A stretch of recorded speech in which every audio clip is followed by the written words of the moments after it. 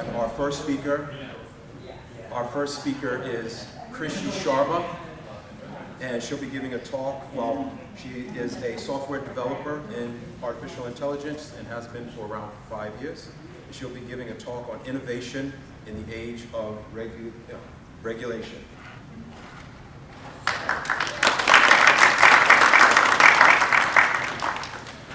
Hi everyone, can you hear me? Yeah. Okay.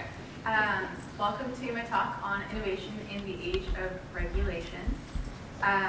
So we're going to be talking about how to continue building AI models as we have more red tape and regulations in certain industries.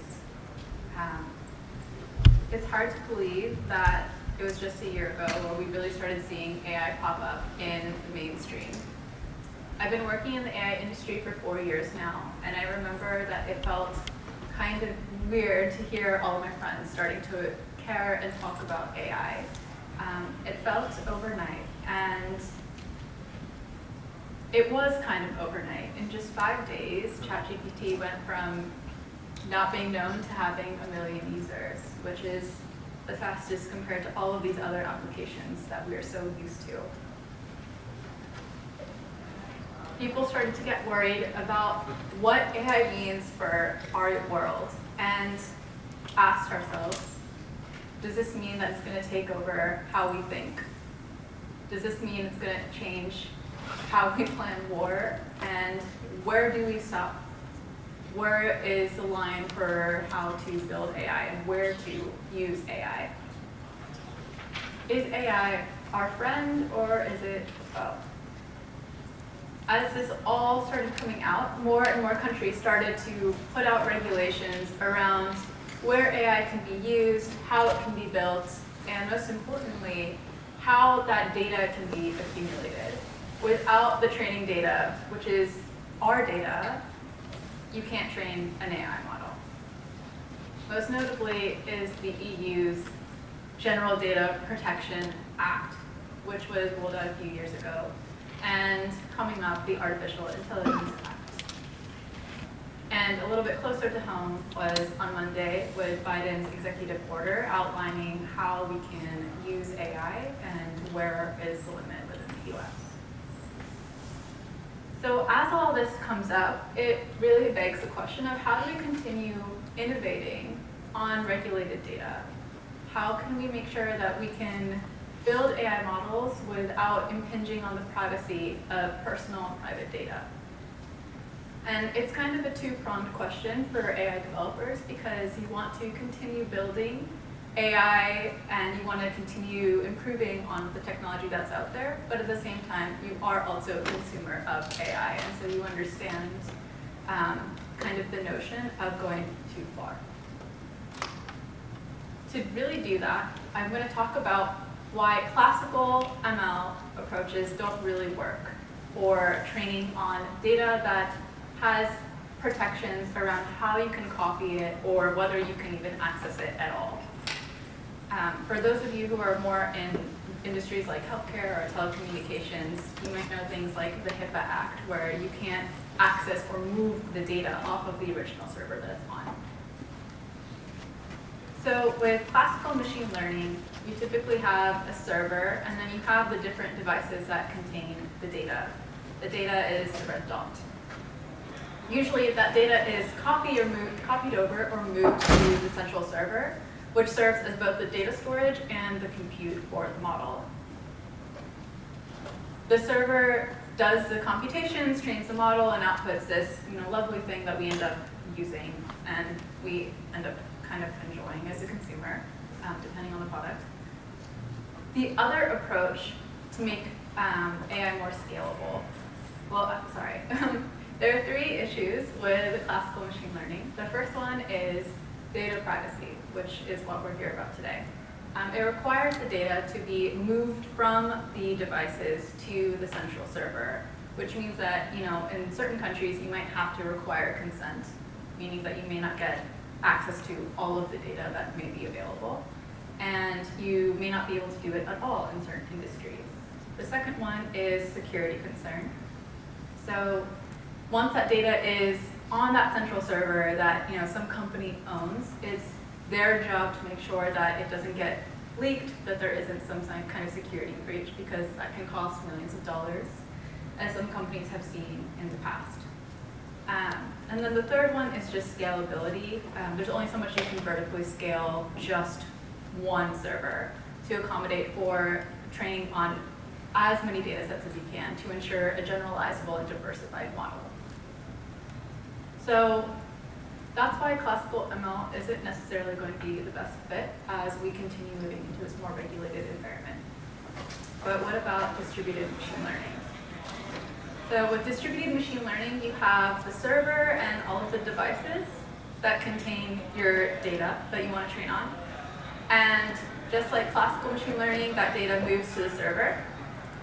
And rather than the server just handling all of the compute, it'll distribute the data across different nodes in order to speed up computation, sometimes lowering costs. And it'll train a bunch of local models, which will then be aggregated into a final model. So this really solves the scalability issue because we're now leveraging horizontal scaling, but we're having the same issues with data privacy and an increased issue with security, depending on how the architecture is set up to distribute the data across the different nodes. So in these cases, we see that the data has to move over to the compute or the server. But what if we could train our model using the compute where the data is already located? Is there a way to do that? So in 2018, Google researchers asked themselves this, and they came up with the approach of federated learning, which is actually a type of distributed machine learning that leverages all of our devices to train the model, rather than distributing data across nodes in some server that we have no knowledge of. With federated learning, you have a server and you have the different devices that contain the data. But rather than the data traveling to the server, the compute on the different devices train a local model on the device itself, and then sends model weights, which are then aggregated within the central server to create the final global model. So the server never touches the data. It never copies it over or moves it. It just contains model weights and metrics, which are typically non-identifiable. And so in that way, a lot of different use cases where you wouldn't be able to build an AI model before, you can now train a model no matter how many devices you have or what the laws are around the data. So this allows us to protect data privacy, which is really helpful, especially in industries like today where you can't do it at all. And then it also helps with security because you don't have to worry as much around the security on the central server, since it doesn't contain anything that is liable for personal data. And then it also addresses the scalability concerns because now you are distributing the load, but rather than on your server, you're distributing it across the different devices. So just to reiterate, the server contains just the model weights, and that is what ends up creating the final model. So there's a lot of different things that are going on here to make federated learning possible. There's the networking and communication between the server and the clients to make sure that the model weights are being passed back and forth properly. And there's also just the coordination of the aggregation of those model weights to create the final model. So are there tools that make our life a little easier? There are actually quite a few, and we're going to focus on 3 and then discuss one in particular that I have used in the past in order to train a federated learning model. The first one is PySift, which was developed by OpenMind. PySift was at one point one of the most popular among the federated learning frameworks, and it's in Python. But it is undergoing a lot of different changes, and so there are differences in the documentation. So when I was working on building a federated learning model with my team, it ended up being very confusing to follow. So for that reason, I haven't really worked with PySift too much with federated learning. There's also TensorFlow Federated, which has a lot of different features, but it can be a very steep learning curve for those of you who may be new to federated learning. My team found that it was kind of difficult, particularly with the fact that if you're not training your model using TensorFlow, then you can't really use it. It's not framework agnostic, or it's mostly designed to work with TensorFlow. And then the third one, which is the one that we're going to discuss today, is a small package called Flower. It was created by a group of German researchers, and it is pretty friendly to use. It has a lot of features which are really helpful for like beginner and intermediate, but for things that are like more complex, you may want to turn to some of the other packages. But for our purposes today, we're going to see how Flower can help us build a beginner federated learning model and help us get started.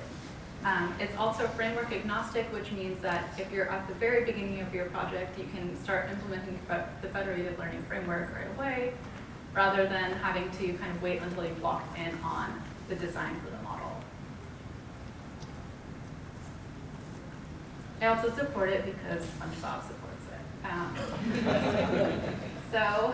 But Flower works in the way that you have a central server, which is called a Flower client, and then you have different devices, you have a central server, which is called a Flower server, and you have different devices that are called Flower clients. And it coordinates the communication between the clients and the Flower server.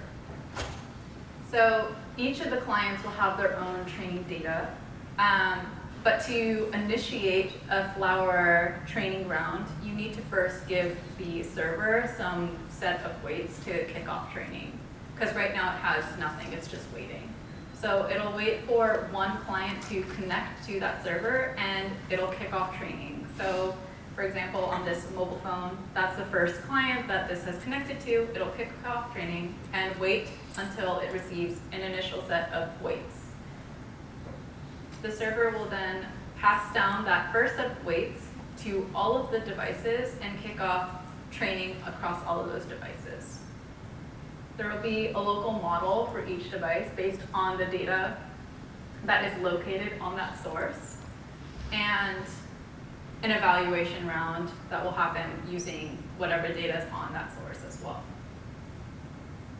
All of the devices, once they're finished training, will send up the model weights to the server, and all of the weights are going to be different because the data is different on each device. The server will then aggregate those weights, and it'll average it using whatever formula that you specified, and it will then send back down a new set of weights, which is all going to be the same, to the different devices and kick off another round of training. So basically, every time the server sends down a set of weights, it's the one set of weights that it's going to send down to all the devices, and each device will then run its own training round using its own data and send back a unique set of weights, which the server will then aggregate and kick off another round of training with.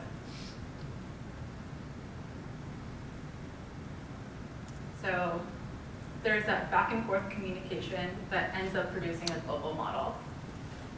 The Flower package in particular has a lot of features, but the three features that I want to highlight are how you can really improve your model using the federated learning approach. The first is metrics aggregation. So it allows you to define the different ways that you can kind of combine your performance metrics. Since you're running a different evaluation round on each of your devices, you're going to be sending up the weights and the metrics to figure out the end model performance. So you can decide if you want to favorably weight other clients or others, or if you have a specific formula that's unique to your company or your team that you want to use.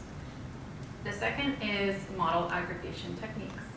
So this is about how you're going to average the weights itself before you send it back down to the different devices. typically, like when you start with Flower, the default is just something called federated averaging, which is a simple average of all the weights. But if you wanted to do a weighted average or some custom averaging, you can do that as well.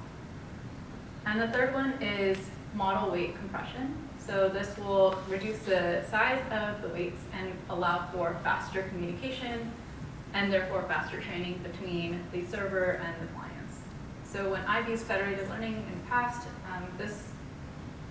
the slowing down that can happen is really improved when you figure out how to implement that model weights compression feature. Further improvements are you can add more clients or data sets. So you can figure out like, okay, we already have this customer population where we're getting the data from, so how can we add more? And it's possible, especially when it comes to like more regulated environments, because now you don't have as much of an issue with the regulations. And the second is you can optimize the hyperparameters for the client side. So each of the clients will have their own model. As long as they have the same model architecture, you can optimize the hyperparameters to try to get a better performance from the local model and then hopefully from the overall global model. And the third is just to test out those different model aggregation techniques. So I have a demo, and just for the sake of simplicity with the mirroring screens, I'm going to go through the code that you can use to set up a Flower server and to set up the different clients. So with Flower, you just need, I'm just going to make sure that you guys can read this. Can you read what's on the screen? Okay. So to get started with Flower, it just takes one line of code to set up the server. You import the package, and you just have to define a server address. So in this demo, which I will give the code GitHub link for, when you run this, you bring up the server on port 8080 locally. But otherwise, you can define, like whatever server you want. The next thing you have to do is define each of your clients. So, okay. So each of your clients needs to have some kind of model that it kind of can use. So there are, we're using this MNIST client, which basically just uses the MNIST model. And we're defining like the fit and the evaluate, which will help us gather the performance metrics at the end. And for this, you just want to make sure that your client knows where the server address is and how to how to create that client. So for all three of our clients, we are going to define the MNIST client that is defined above. And if you want, you can use this base class of NumPy client to make it a little easier to make sure that the client is configured in the way that will make training easier with federated learning. And just to show you the model that's underlying, it's just this simple MNIST model that isn't too bad, but you can put in your own model here and kind of optimize the hyperparameters if you want to be super specific for each client. So that is basically all you need to get running. And if you wanted to run this, you would just make sure that you start up your server and then spin up all of your clients. So your server will then wait to see if at least one client has connected. It'll then run the training of the model on that first client, get the weights, and then kick off training for all of the other clients that have connected to it, and give you the end performance metrics.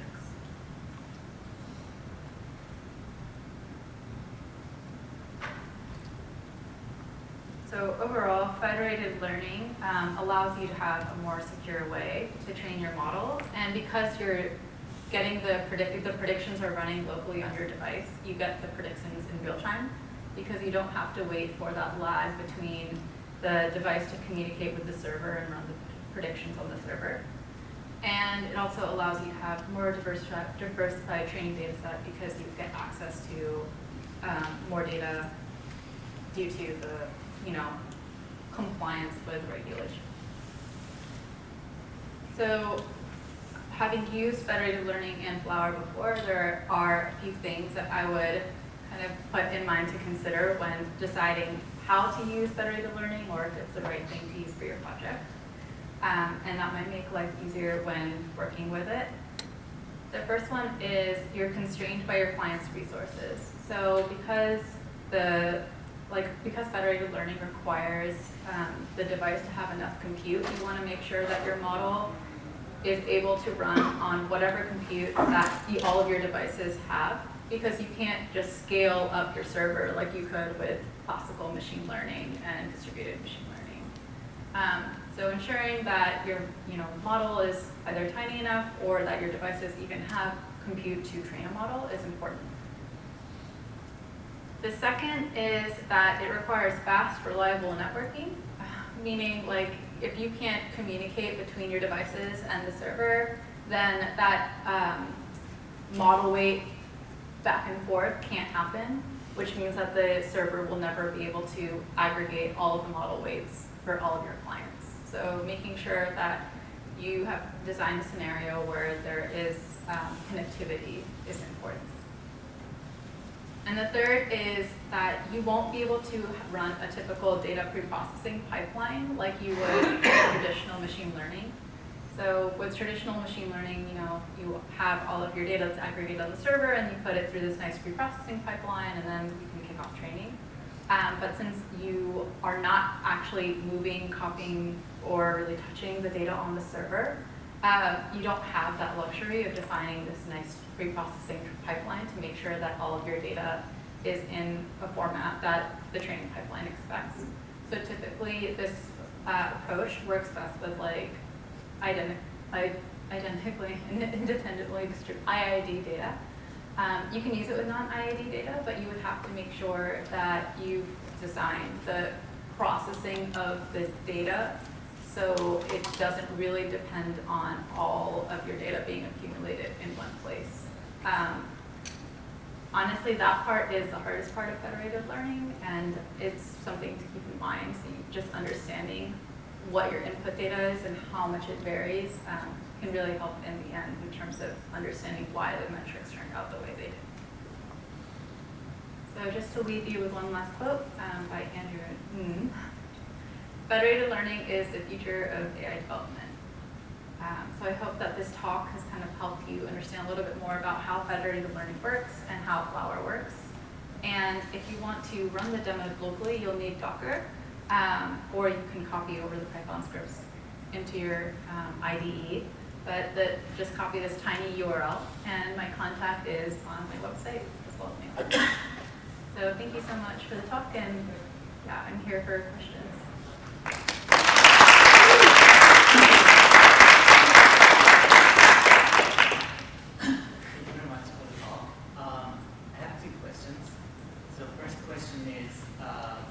So we have the client, contributor, and the server, which is aggregates data. How does the pricing works between enterprise federated learning? And the second question is, do you pass the weights around or the ratings? Okay. Can you repeat your first question? So let's say you do the federated learning between enterprise. How does the pricing work? Because clients should pay clients have to pay or maybe run the computational resource. Oh, okay. So it sounds like the first questioning is around how pricing works in federated learning compared to traditional ML?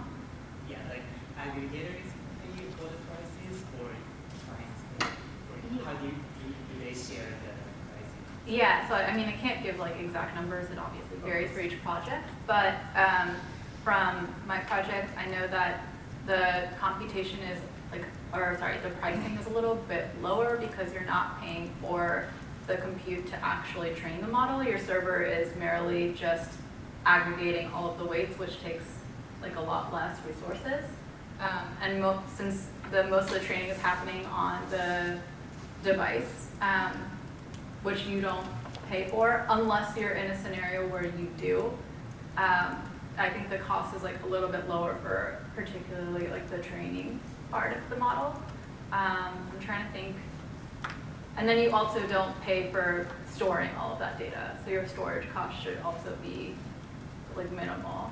I know that my team set up, a really simple server, and they just used S3 to kind of coordinate the model weights aggregation. And so that was really minimal cost, but it totally depends on how you've designed your pipeline. So it definitely varies. And what's your second question? Do you pass the weights or the gradients? You pass the weights.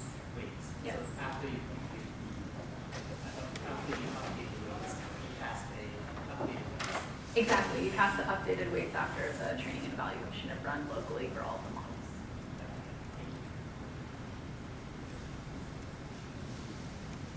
How would you deal with explainability issues if you don't have access to the data sets that are on the devices?